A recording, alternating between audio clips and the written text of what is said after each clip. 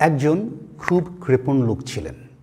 তার যত সোনা দানা দামি জিনিসপত্র ছিল সে তাও তার বাড়ির মাটির নিচে ছোট্ট কুঠির করে রেখে দিয়েছিল, যেন কেউ তা জানতে না পারে এবং কেউ জানতও না। একবার হলো কি, সে তার সেই মাটির নিচে কুঠিতে তার দামি জিনিসপত্র দেখতে গেল, কিন্তু হলো কি, কুঠির ঝাপটি বন্ধ হয়ে গেল। সে আর খুলতে পারল না। এরপর তার বাড়ির লোকেরা তাকে অনেক খোঁজাখুঁজি করলো, কিন্তু কেউ তাকে খুঁজে পেল না, কারণ তারা কেউ জানতই না যে মাটির নিচে সে ভূগর্ভস্থ ভাণ্ডার তৈরি করেছে। তারা এক পর্যায়ে সকল আশা ছেড়ে দিল। বেশ পরে সেই বাড়িটি বিক্রি করে দেওয়া হলো। বাড়ির নতুন মালিক সিদ্ধান্ত নিল যে সে পুরনো বাড়িটি ভেঙে নতুন বাড়ি করবে। যখনই খোঁড়া শুরু করলো, তারা সেই ভূগর্ভস্থ কুঠিরটির সন্ধান পেলেন। দেখল যে সেই কৃপণ লোকটির শরীর চেয়ারে বসা আর চারপাশে ছড়িয়ে আছে সোনাদানা। লোকটি মৃত্যুর আগে খিদের জ্বালায় মোমবাতিও খেল। এ দেখে সবাই খুবই কষ্ট পেল।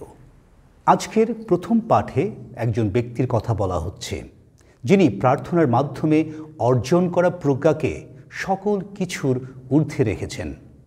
তার জন্যে সম্পদ প্রজ্ঞার কাছে খড়ের মতো আর সোনাদানা বালির মতো।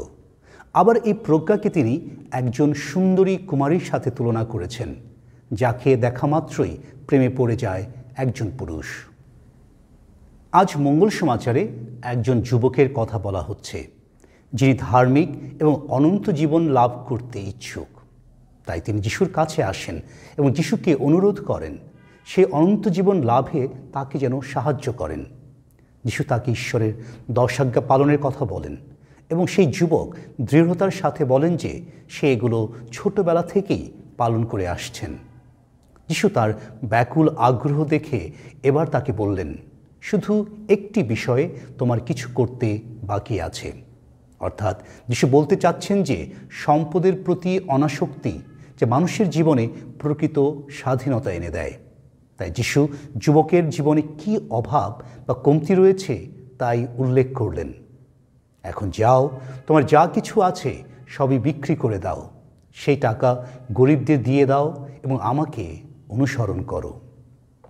কিন্তু সেই যুবক তা করতে পারেনি, কারণ এই জগতের সম্পদের প্রতি তার অতি আসক্তি ছিল। তাই যিশু বলেছেন, যাদের ধন সম্পত্তি আছে ঐশ্বর রাজ্যে প্রবেশ করা তাদের পক্ষে কতই না কঠিন হবে। যিশুই হচ্ছেন প্রথম পাঠের সেই প্রজ্ঞা, যিশুই হচ্ছেন দ্বিতীয় পাঠের সেই ঈশ্বরের বাক্য, যিশুই হচ্ছেন সেই অনন্ত জীবনের উৎস। তাই যদি যিশুকে গ্রহণ করি তাহলে অবশ্যই আমাদেরকে পুরস্কৃত করা হবে। যদি কেউ যিশুর জন্য স্বেচ্ছায় তার ধন সম্পদ পরিত্যাগ করে, তাহলে সে সম্পদের কঠিন থাবা থেকে মুক্তি লাভ করবে। সেই মুহূর্ত থেকে জগতের সম্পদ তাকে আর নিয়ন্ত্রণ করতে পারবে না। আর এটাই যিশু সেই যুবককে বোঝাতে চেয়েছিলেন, আর তাই তাকে অনুসরণ করতে বলেছিলেন। কারণ তার আহ্বান হচ্ছে সুখ, শান্তি, আনন্দ এবং প্রকৃত স্বাধীনতা লাভের আহ্বান।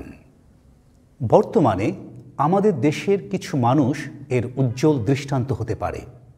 হাজার হাজার কোটি টাকার মালিক হয়েও, অনেক ক্ষমতা থাকা সত্ত্বেও কি করুণ তাদের দশা আজ। জাগতিক সম্পদের প্রতি অতি আসক্তি তাদের পতনের মূল কারণ। তাদের অনেকের অবস্থা গল্পের সেই কৃপণের মতো, সম্পদ তাদের রক্ষা করতে পারেনি। তাই আমরা আজ নিজেদেরকে এই প্রশ্নগুলো করি, আমি কোথায় আছি? আমার আসক্তি কোথায়?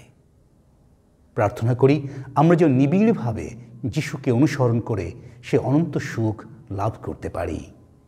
আমেন।